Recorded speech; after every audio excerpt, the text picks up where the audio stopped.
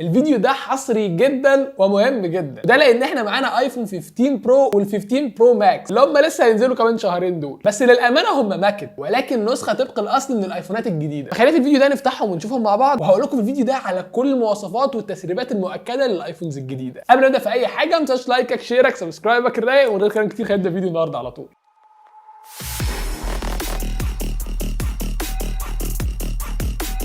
بسم الله. نفتح كده اول واحد فيهم، ده مكتوب عليه 15 برو انما ده 15 برو ماكس. خلينا نفتح الماكس الاول كده. طبعا بقى بص تغليف ابل بقى وشغل بقى حاجه قمه في الفخامه يا صاحبي والله. وها هو التحفه الفنيه الجديده، ده بقى التغليف الجديد المحافظ على البيئه. شيل بقى البتاع ده كده. بسم الله السلام. مش ممكن على الحلاوه، مش ممكن. ايه الحلاوه دي؟ اول واهم تغيير في الايفونز الجديده واللي انا وانت والراجل اللي هناك ده مستنيه، هو اخيرا ان مدخل الشحن هيكون تايب سي، مفيش لايتنج بورت خلاص. واللي هو خلاص بقى الواحد هيشيل خلاص كابل واحد معاه في اي حته بقى، مش شرط اشيل كابلين بقى، واحد للاندرويد وواحد للايفون والجو ده. وخلينا نجرب الموضوع ده عشان بالنسبه لي مهم جدا. مجرد ما نجيب كابل تايب سي نقوم موصلينه كده، بص اللي هيحصل. تاتا دخل عادي يا جماعه والله تمام جدا وهيشحن والجو ده. الموضوع ده بالنسبه لي ثوري لابعد حد ممكن، دي اهم حاجه بالنسبه لي في الايفونز الجديده. وطبعا مع التغيير ده المفروض يكون سرعه الشحن اعلى، لان تايب سي بيقدروا من خلاله يطوروا سرعه الشحن جدا. لحد دلوقتي مفيش تسريبات مؤكده عن سرعه الشحن، ولكن انا عن نفسي كحكيم كده خليني اهدد لك هبده سريعه، حاسس انها ممكن توصل ل 30 40 واط. ليه بقى؟ هقول لك انا. لان الماك سيف عالي من 15 واط ل 20 واط، ده رقم برده ممتاز جدا كشحن وايرلس. طالما الماك سيف وصل 20 واط اظن يعني الكيبل بتاعهم هيكون بيشحن 30 واط مثلا 35 واط في الحدود دي. فخلينا نتاكد من الموضوع ده لما ينزل الموبايلات. هعمل لك ملخص جامد للايفنت كعاده كل سنه وبتاع ان شاء الله. يعني التغيير الثاني الجامد قوي بقى ان مفيش زرار ميوت خلاص يا معلم. زرار سوليد كده ما فيهوش اي بقى حركه ولا يمين ولا شمال ولا اي حاجه، زي ما انت شايف قدامك كده. هيبقى حرفيا كده بص انا بضغط مفيش اي حاجه خالص بتعملها لي. قبل كده طبعا في الايفون بتاعي اهو مثلا كان عندنا الزرار ده اللي هو بيروح كده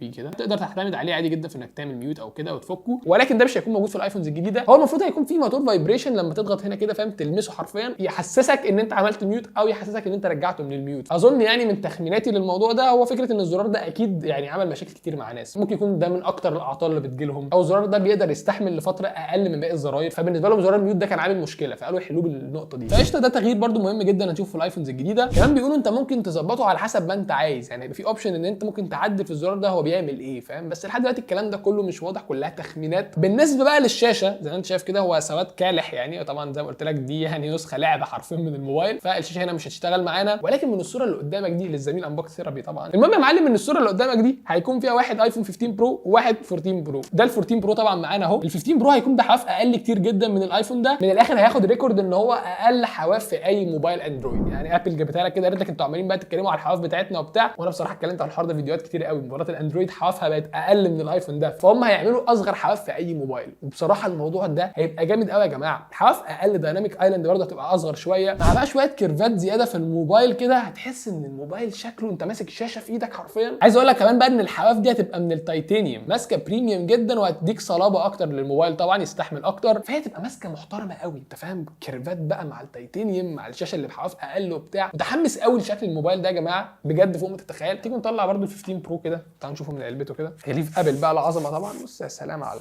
شياك. تخيل الايفون بتاعك بجد بقى اللي انت تصرف فيه الالوفات دي كلها يجي لك بالشكل ده. عارف انت لو خد ارميه في الزباله اللي انتوا بتعملوه ده، انتوا بتهزروا معايا ولا ايه؟ طلع بقى يا معلم. يا سلام. وبص تغليف الحاجات يا جماعه يا جماعه والله العظيم تكاليف، والله انا مكلف في القناه دي خلي بالك جدا يعني. المهم يا صاحبي ان ده ال 15 برو طبعا هو نفس الفكره كلها، نفس اللون الجولد الجميل ده. مش عارف ايه اللون ده بصراحه، هو لون ابيض في جولد، مش عارف بصراحه هل ده يمت للواقع بصله ولا لا. المهم ان فئه البرو هتكون جايه بالاي 17 بايونيك. فكك بقى من الاي 16 بايونيك وبتاع. المعالج ده جاي بمعماريه 3 نانومتر، هيكون هو اول معالج في العالم يجي بالمعماريه دي. معالج اسرع بكتير جدا من الاي 16 بايونيك، معالج موفر اكتر بكتير جدا في البطاريه. يعني سمعت ارقام كده 30 35% اقل من الموبايلات اللي فاتت. كمان بقى ان احجام البطاريه بتاعت الايفونز الجديده عليت في حدود ال 500 ملي امبير اور ما بين كل موبايل والتاني. يعني دلوقتي 15 برو ماكس هيوصل ل 4852 ملي امبير اور، ودي اكبر بطاريه في تاريخ ابل وصل لها اي ايفون لحد دلوقتي. يعني فكره انه يقرب من ال 5000 ملي امبير يا جماعه ده رقم مذهل. على فكره ال 14 برو ماكس ماكس كان اوريدي اصلا الناس ما بتشتكيش من بطاريته، فهو كانت بطاريته كويسه جدا. فتخيل بقى معالج جديد بمعماريه احدث موفر جدا في البطاريه مع حجم بطاريه اكبر يصل الى 5000 ملي امبير. الايفون بتاعك ده ما فيهوش مشكله، انت فاهم، تقدر تعتمد عليه بقى سنين، 10 سنين قدام، فاهم، ما اقولكش لا طبعا 10 سنين يعني بلاش الاوفر ده، يعني بتاع 4 5 سنين عادي جدا، والموبايل مقدم معاك جدا كمان. انما ال 15 برو بقى يا معلم، فالبطاريه بتاعته هتوصل ل 3650 ملي امبير اور، ودي اعلى برده 500 ملي امبير من ال 14 برو اللي هو موبايلي الشخصي العادي جدا، فهو ده هيبقى اعلى من ده شويه. لان الصراحه ال 14 برو يعني من عيوبه شويه بطاريته بالنسبه لي، عارف انت قبل اخر اليوم كده عاوز اشحنه غصب عني يعني بسبب استهلاكي طبعا زياده جدا للموبايل، في نفس الوقت بطاريته هي الاصغر وسط اي ايفون تاني. بقول لك ايه بقى، بان ده اول فيديو عربي فيه بقى الايفون 15 برو والبرو ماكس والحاجات دي، وانا خلي بالك ده يعتبر زي الاصلي جدا يعني، فانا هجيب لك الموبايل ده بدري، لازم تعمل الفيديو لايك برجوله دلوقتي حالا. عايزين نوصل الفيديو ده لبتاع 7 8000 لايك مثلا، والله نقدر نعملها عادي جدا يا جدعان، والله لو كل واحد عمل لايك بيتفرج دلوقتي الفيديو ده يوصل 7 8000 عادي جدا مرتاح. وسبسكرايب لو لسه مش عامل سبسكرايب عشان تستنى فيديوهات الايفونز الجديده اللي بجد بقى. بس اتفضل كمل بقى الفيديو اتفضل.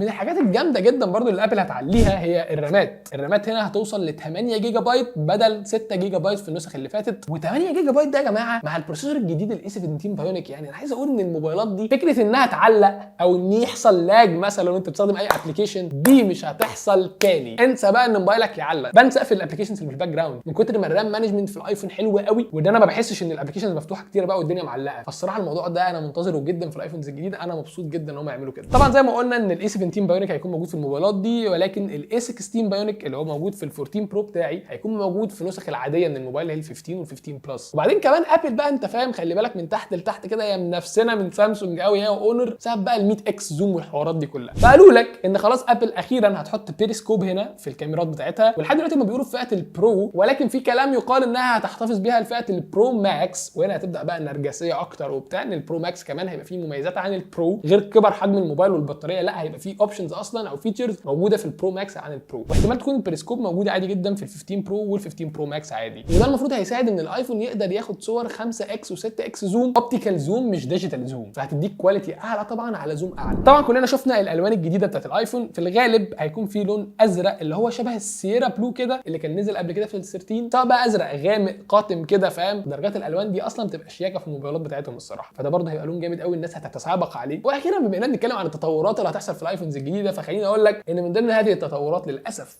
ولا انا زعلان والله، الايفونز الجديده هتيجي اغلى من الايفونز اللي قبل كده، اغلى في حدود ال $100 تقريبا. فالبرو المفروض ان هو هيبدا من $1100 والبرو ماكس هيبدا من $1200، ولكن مع العلم بقى ان هم هيعلوا اول نسخه من الموبايلات دي، يعني خلاص مش هيكون في برو او برو ماكس بيبدا من 128، لا هيبدا من 256 بعد كده، دي اول نسخه، والنسخه دي زي ما قلت لك هتكون دي اسعارها، فاللي هو يعني قشطه، هو اداك مساحه اعلى، اجبرك على مساحه اعلى حرفيا مقابل $100 زياده. دي سياسه ابل كده يعني من ساعه ما عملوا كده في حوار ال 64 وخلوها 128 وعملوا نفس الحوار ده كان ملخص سريع جدا لكل مواصفات الايفونز الجديده، التسريبات المؤكده يعني، ولو في تسريبات ثانيه هتلاقيني في فيديوز ثانيه بعملها لك. ولكن خلينا نتكلم عن النسخ العاديه بقى اللي هي مش برو، النسخ اللي انا بحبها والله بتاعت الشباب دي، هتكون جايه بالاي 16 بايونيك زي ما قلت لك، ولكن ميزتها جدا انها هتكون جايه بدايناميك ايلاند عادي جدا زيها زي نسخ البرو والبرو ماكس. واخيرا انتهى عصر النوتش يا جدعان، الواحد مستنيها مثلا من 5 سنين او حاجه، يعني من ايام ما كان اسمها نوتش حرفيا يعني اتشالت من زمان قوي، فانتوا لسه بتحطوا نوتش في الموبايلات اللي هي كانت نازله السنه اللي فاتت، حاجه كويسه جدا انا شايف، مع مدخل الشحن طبعا اللي هيكون تايب سي، الموضوع ده برده هيبقى حلو قوي في الايفونز الجديده. وزي ما قلت لك الاي 16 بايونيك اللي ينزل فيهم برده خطوه كويسه. دلوقتي الايفون 15 هيكون 3877 ملي امبير اور، وال 15 بلس 4912، اكبر بطاريه في اي ايفون موجود دلوقتي، حتى هيكون اكبر من ال 15 برو ماكس، وده بالظبط اللي ابل قالته برده لما اعلنوا عن ال 14 بلس، قالوا لك ان ال 14 بلس ده في اكبر بطاريه في اي ايفون اتعمل. دلوقتي ال 15 بلس هيكون اكبر بطاريه في اي ايفون اتعمل، وده طبعا هيخليه نقطه بيع مهوله جدا السنه الجايه برده، مع بقى الدايناميك ايلاند، يعني هو ما باعش السنه اللي فاتت عشان بقى نفس شكله، هو نفس شكل ال 13 بس كبر، انما دلوقتي الايفون 15 بلس اظن هيكون اكتر موبايل هيتباع السنه دي من ابل والسنه الجايه، لان هو موبايل بالشكل الجديد بتايب سي، دايناميك ايلاند، بكل الحاجات المميزات القويه، بالاي 16 بايونيك اللي هو بالمناسبه معالج قوي جدا لحد دلوقتي، مع بطاريه اكبر 4900 وشويه، وده اعلى رقم وصل له اي ايفون في الدنيا دلوقتي، فاهم، مع الشاشه الكبيره وكده، فاظن هيكون اكتر موبايل هيتباع اصلا السنه الجايه، وخصوصا ان سعره هيكون اقل بقى من الفئات البرو والبرو ماكس. اتمنى ان الموبايلات الجديده برده ما تنزلش بريفريش ريت 60،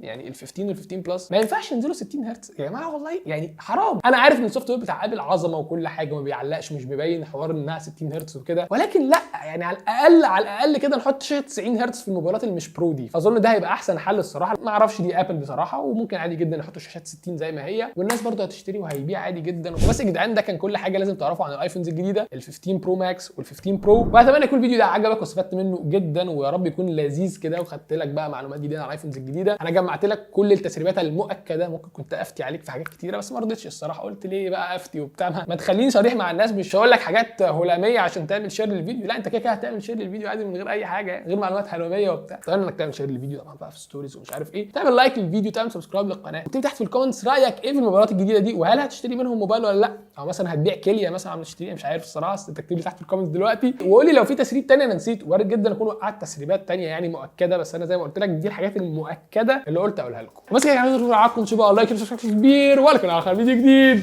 بيس.